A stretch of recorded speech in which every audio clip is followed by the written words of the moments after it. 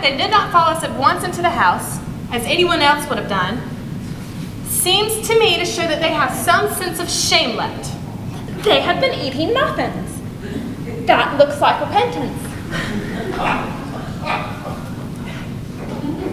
They don't seem to notice us at all. Couldn't you cough? But I haven't a cough. They're looking at us. What effrontery. They're approaching. That's very forward of them.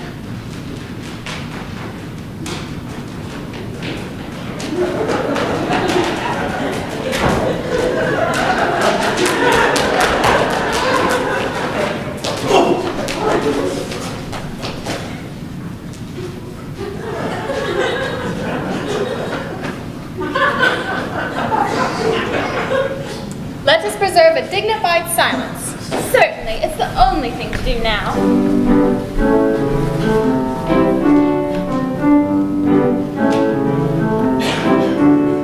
The western wind is blowing fair across the dark Aegean sea, and at the secret marble stair, the Tyrian galley waits for thee. Come down, the purple sail is spread, the watchman sleeps within the town. Come leave thy lily flower bed, oh lady mine, come down, come down. Lady, come down, come down. Lady, come down, lady, come down. This dignified silence seems to produce an unpleasant effect. A most distasteful one. But we will not be the first to speak. Certainly not.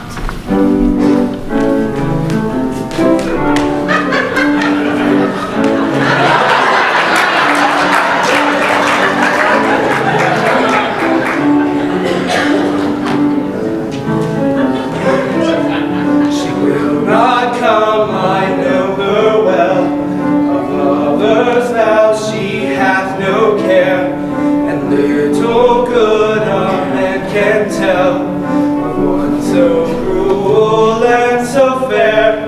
True love is but a woman's toy. They never know their lover's pain. And I who loved as loves a boy must love in vain, must love in vain. Come down, lady, come down, come down, lady, come down. I think your high notes may have damaged our chances, old boy. You do want them to come down, don't you? Well, they're never going to come down. If you keep singing like that, you're completely out of tune. How dare you? Come down, lady, come down. Come down, lady, come down.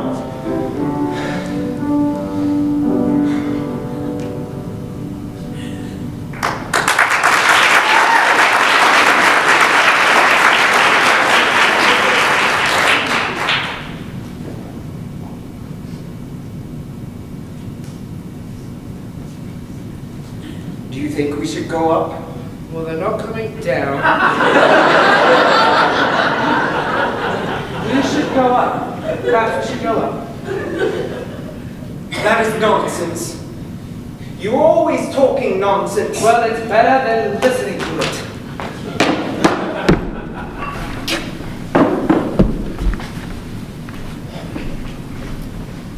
Mr. Worthing, I have something very particular to ask you. Much depends on your reply. Gwendolen, your common sense is invaluable. Mr. Moncrieff, kind kindly answer me the following question. Why did you pretend to be my guardian's brother? So that I might have a chance of meeting you. That certainly seems a satisfactory explanation, does it not? Yes, dear, if you can believe him. I don't. That does not affect the wonderful beauty of his answer. Truth. In matters of grave importance, style, not sincerity, is the vital thing. Mr. Worthing, what explanation can you offer to me for pretending to have a brother? Was it in order of having the opportunity of coming up to town to visit me as often as possible? Can you doubt it, Miss Fairfax? I have the gravest doubts upon the subject, but I intend to crush them. This is not the moment for German skepticism. The explanations appear to be quite satisfactory, especially Mr. Worthing's. That seems to me to have the stamp of truth upon it. I am more than content with what Mr. Moncrieff said. His voice alone inspires one with absolute enthusiasm. Then you think we should forgive them? Yes. I mean, no. True. I had forgotten. There are principles at stake that one cannot surrender. Which of us should tell them? The task would not be a pleasant one. Why don't we both speak at the same time? An excellent idea. I nearly always speak at the same time as other people. Will you take the time from me? Certainly. Your Christian names are still an insuperable barrier. That is all. Our Christian names? Is that all? But we are going to be christened this afternoon. For my sake, are you prepared to do this terrible thing? I am. To please me, you are ready to face this fearful ordeal? I am. How absurd to talk about the equality of the sexes. When questions of self-sacrifice are concerned, men are infinitely beyond us. We are? They have moments of physical courage which we women know absolutely nothing. Darling. Darling.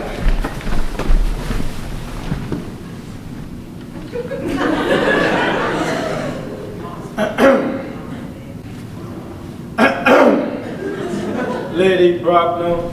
Good heavens!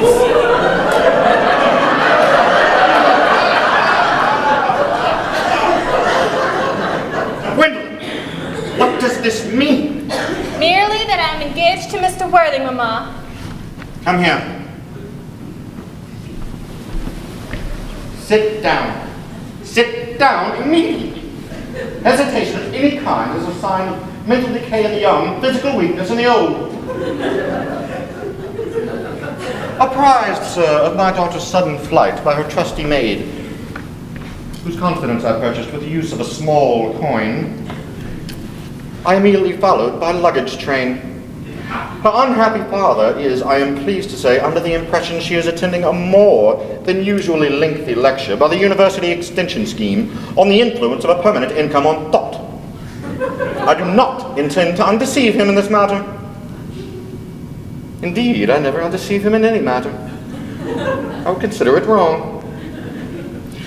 But by now, sir, you must realize that all communication between yourself and my daughter must cease immediately this minute.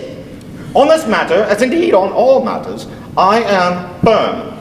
I am engaged to be married to Gwendolen, Lady Bracknell. You are nothing of the kind, sir. Now, as regards Algernon, Algernon! Yes, Aunt Augusta. May I ask you if this is the house in which your invalid friend Mr. Bunbury resides? No. Bunbury isn't here at present. In fact, Bunbury's dead. Dead? When did Mr. Bunbury die? Must have been quite sudden. I killed Bunbury this afternoon. Bunbury died this afternoon. What did he die of? Bunbury? He was quite exploded. Exploded? Was he the victim of a revolutionary outrage? I had no idea Mr. Bunbury was interested in social legislation. If so, he is well punished for his morbidity. What I mean to say, Aunt Augusta, was that he was found out. The doctors found out that he could not live. So that is what I mean. So Bunbury died. I must say, he had great confidence in the opinion of his physicians.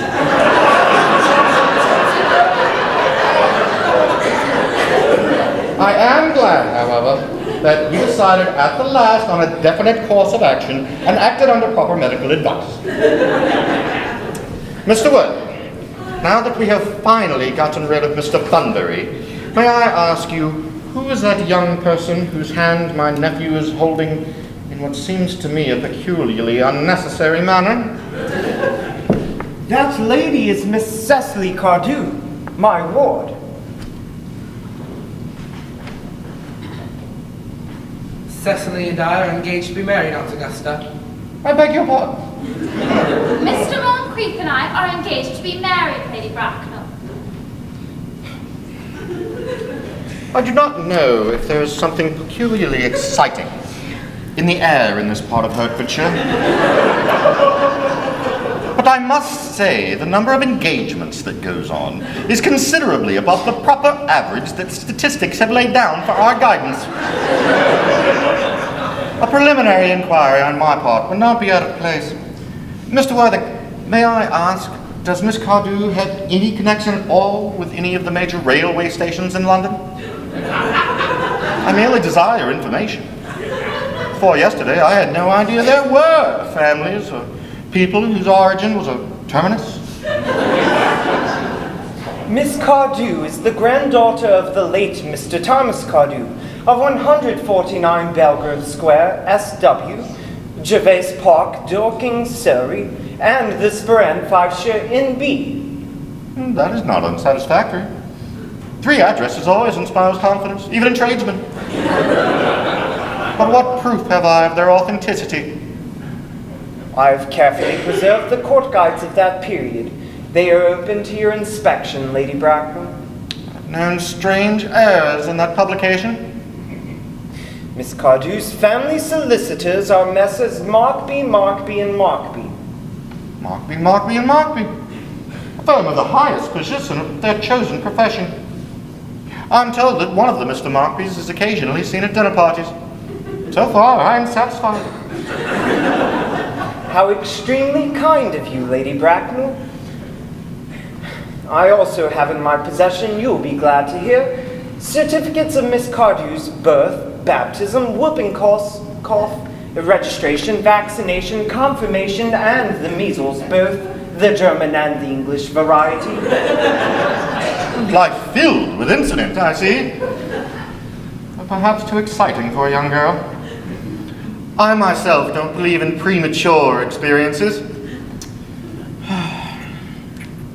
Gwendolen, the time for our departure is near. We haven't a moment to lose.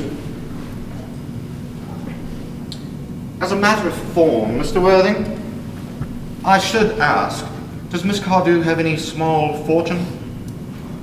Oh, about £130,000 in the funds. That is all. Goodbye, Lady Bracknell. So pleased to have seen you.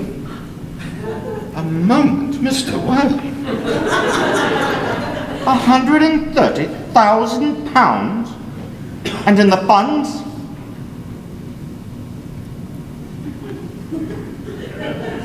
Why, Miss Cardew is an extremely attractive young lady now that I look at her. Few girls of this age have any of the strong qualities. The qualities that last and improve with time. We live, I regret to say, in an age of surfaces. Come over here, dear. Pretty child. Your dress is sadly simple. Your hair looks as though nature had intended it. But that can all be easily altered. A thoroughly experienced French maid produces a marvelous effect in a brief space of time. I remember recommending one to young Lady Les. After 3 months, her own husband did not know her. And after 6 months, nobody knew her. Turn around, sweet child. No, it's the side view I want to. Yes, just as I thought. There are distinct social possibilities in your profile. 2 weak points of our age is its want of principle and its want of profile. Chin a little higher, dear. Style largely depends on how the chin is worn. It's worn very high at present. Algernon! Yes, Aunt Augusta. Miss Cardew has distinct social possibilities in her profile. Cecily is the sweetest, darlingest, and prettiest girl I ever met. And I don't care 2 pence about social possibilities. Never talk disrespectfully of society, Algernon. Only people who can't get into it do that. Come, dear. By now, you must realize that Algernon has only his debts to depend upon. But I don't approve of mercenary marriages. Why, before I married Lord Bracknell, I had no fortune whatsoever. But I never dreamed of allowing that to stand in my way.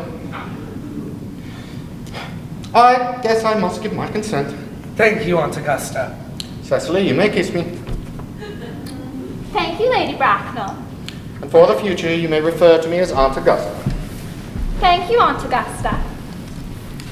I believe the wedding had better take place immediately. Thank you, Aunt Augusta. Thank you, Aunt Augusta. To be perfectly frank, I'm not fond of long engagements. They give people the opportunity to learn each other's characters before the marriage, which I find always inadvisable. I beg your pardon, Lady Bracknell, for interrupting you. But I am afraid that this engagement is quite out of the question. I'm Miss Cardew's guardian, and she cannot marry without my consent until she legally comes of age. That consent, I absolutely decline to give. On what grounds? Algernon is an extremely, I might almost say ostentatiously, eligible young man. He has nothing, but he looks everything. What more could you want? It is very painful for me to speak so frankly to you about your nephew, but I feel I must tell you that I do not approve of his moral character. I suspect him of being untruthful. Untruthful? My nephew, Algernon? Impossible. He's an Oxonian. I fear there can be no possible doubt about the matter. This afternoon, during my temporary absence in London, on an important question of romance, he obtained admission into my house under the false pretense of being my brother. Under an assumed name he drank, I have just been informed by my butler, an entire pint bottle of my Perrier Jouet Brut 89, a wine I was specially reserving for myself. Continuing his disgraceful deception, he succeeded in the course of the afternoon in alienating the affections of my only ward. He subsequently stayed to tea and devoured every single muffin. And what makes his conduct all the more heartless is that he was well aware from the first that I have no brother, that I never had a brother, and that I certainly never intend to have a brother, not even of any kind. I distinctly told him so myself yesterday afternoon.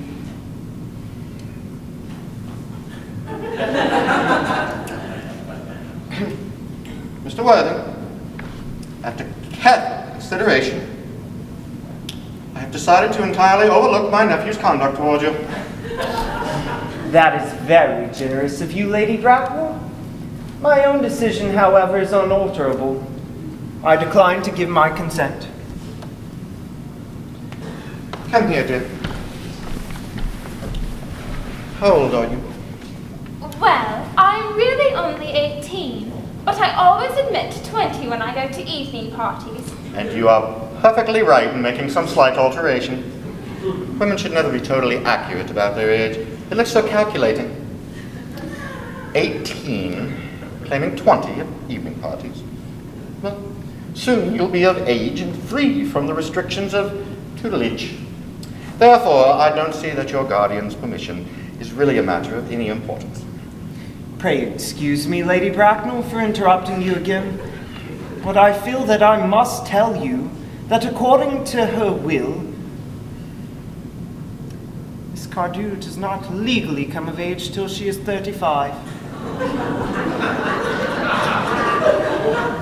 Well, that's not such a grave objection. 35 is a very attractive age. Why, London is full of women of extremely high birth who who have decided of their own free will to remain 35 for years. Lady Dumbledore is a case in point. To my knowledge, she's remained 35 ever since she turned the age of 40, and that was years ago. So I see no reason why our dear Cecily will not be even more attractive at the age that you mentioned than she is at present. There will be a large accumulation of property. Algie, could you wait for me till I was 35? Of course I could. You know I could, Cecily. Yes, I felt instinctively. But I couldn't wait all that time. I can't even wait for anybody for 5 minutes. It makes me rather cross. I'm not very punctual myself, I know, but I do like the punctuality in others. And waiting, even for marriage, is quite out of the question. Well then, what is to be done, Cecily? I don't know, Mr. Moncrieff. Mr. Worthing, as Miss Cardew states, she positively cannot wait until she is 35. A remark I am bound to say shows a somewhat impatient nature. I must beg you to reconsider your decision. But Lady Bracknell, the matter is entirely in your own hands. As soon as you give consent to my marriage with Gwendolen, I will most gladly allow your nephew to form an alliance with my ward. Surely, sir, that what you propose is out of the question. Then a passionate celibacy is all that any of us can look forward to. That is not the future that I propose for Gwendolen. Algernon can make up his own mind. Come, dear. We've missed 5, if not 6 trains. Missing any more will expose us to comment on the platform.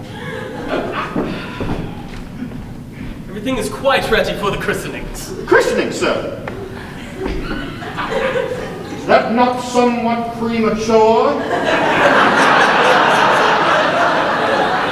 Both of these gentlemen have expressed a desire for immediate baptism.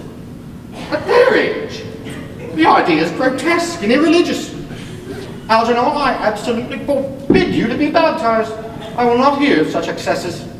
Lord Bracknell would be highly displeased if he knew that this is how you wasted your time and money. Am I to understand there are to be no christenings this afternoon? I do not think that as things are now, it would be of much practical value to either of us, Dr. Chasuble. It grieves me to hear such sentiments from you, Mr. Worthing. They savor the views of the Anabaptists, views that I have completely refuted in 4 of my unpublished sermons. But since your mood seems to be one peculiarly secular, I return to the church at once. Indeed, I've just been informed by the pew opener that for the last hour and a half, Miss Prism has been waiting for me in the vestry. Prism? Did I hear you mention Miss Prism? Yes, Lady Bracknell. I'm on my way to join her. Pray allow me to detain you for a moment. This matter might prove of some importance to myself and Lord Bracknell. Is this Miss Prism a female of repellent aspect? Somewhat remotely connected to education? She's the most cultivated of ladies and the very picture of respectability. Obviously the same person. May I ask what position she holds in your household? I am a celibate, madam. Miss Prism, Lady Bracknell, has been for the last 3 years Miss Cardew's esteemed governess and valued companion. Despite what I hear of her, I must see her at once. Let her be sent for. She approaches. She is nigh. I was told you expected me in the vestry, dear Canon. I've waited for you there for 1 hour and 3/4. Prism. Come here, Prism.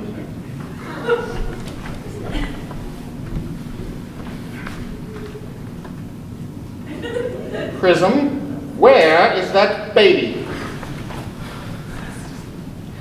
28 years ago, Prism, you left Lord Bracknell's house at 104 Grosvenor Street in charge of a perambulator containing a child of the male sex.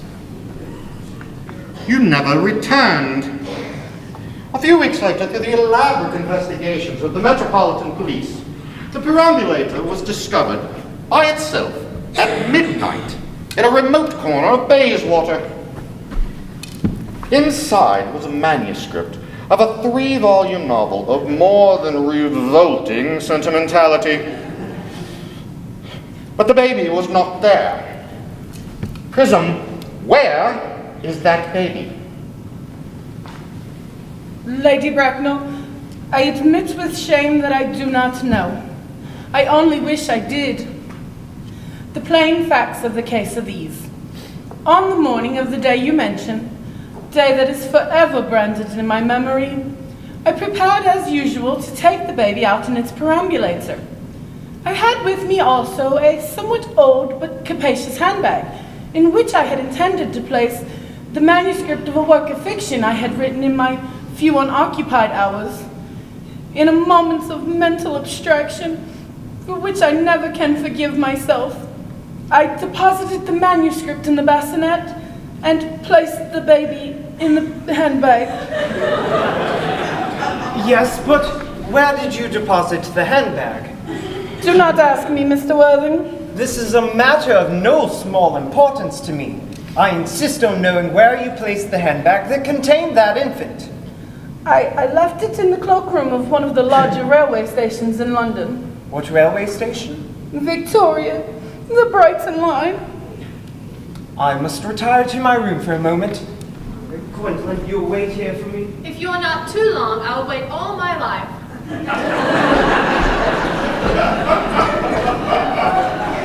What do you think it means, Lady Bracknell? I cannot even begin to guess, Dr. Chasuble. I need not tell you that in families of high position, strange coincidences do not occur. Hardly the thing. Uncle Jack seems strangely agitated. The Guardian has a very emotional nature. His noise is extremely unpleasant. It sounds like he's having an argument. I dislike arguments of any kind. They are always vulgar and often convincing. Just stop now. I wish you would come to some conclusion. The suspense is terrible. I hope it'll last.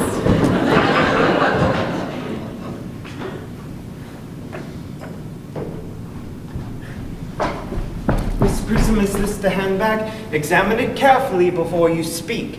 The happiness of more than one life depends on your answer. It seems to be mine. Yes, here is the injury. It occurred during an upsetting of the Gallery Street omnibus in younger and happier days. And here on the lining, the stain caused by the explosion of a temperance beverage that occurred at Leamington. And here on the lock are my initials. I'd forgotten that in an extravagant mood I'd have them placed there. The bag is undoubtedly mine. I'm so pleased to have it so unexpectedly restored to me. It's been a great inconvenience being without it all these years. Miss Prism, more is restored to you than this handbag. I was the baby you placed in it. You? Yes, Mother! Mr. Worthing, I am unmarried. Unmarried? I do not deny that is a serious blow. But why should one have the right to cast stones upon one who has suffered? Cannot repentance wipe out an act of folly? Why should there be one law for men and another for women? Mother, I forgive you. Mr. Worthing, there is some error. There is the lady who can tell you who you really are.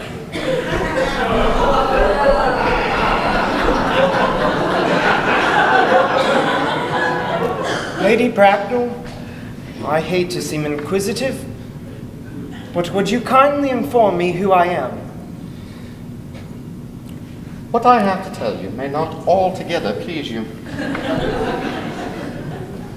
You are the son of my poor sister, Mrs. Moncrieff, and consequently, Algernon's elder brother.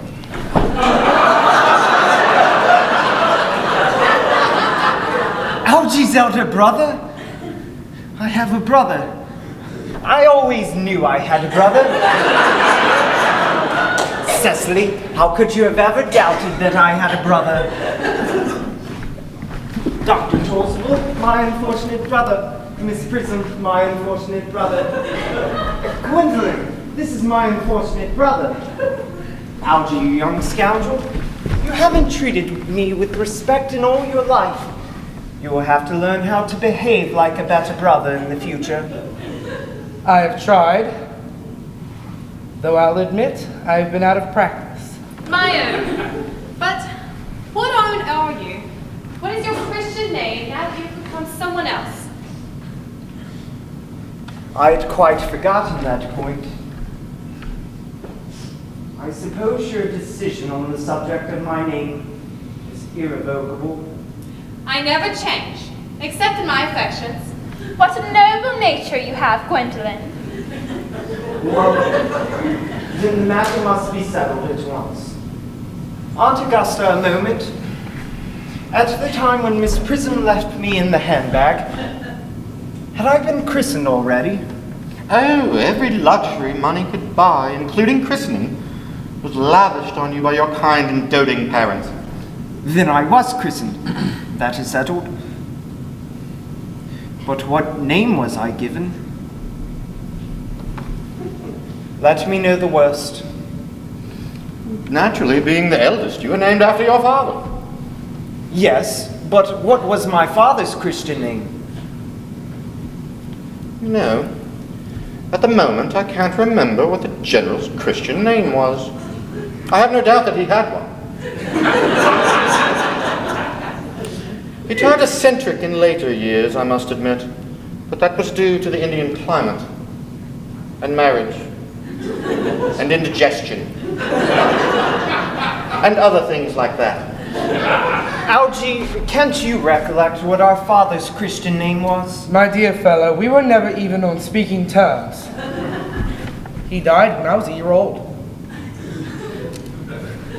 His name would appear in the army list of that period, I suppose. The General was essentially a man of peace, except in his domestic affairs. But I have no doubt that his name would appear in any military directory.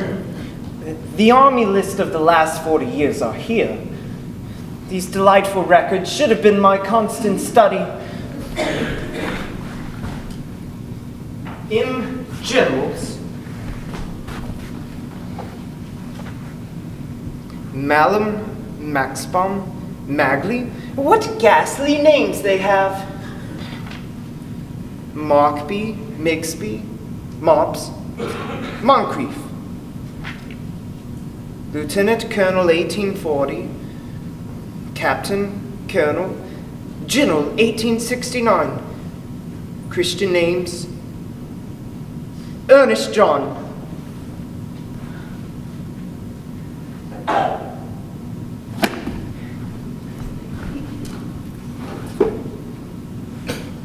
Gwendolen, I always told you my name was Earnest, didn't I? It is Earnest. I mean, it naturally is Earnest. Yes, I do remember the General was called Ernest. I knew I had a reason for particularly disliking that name. Ernest.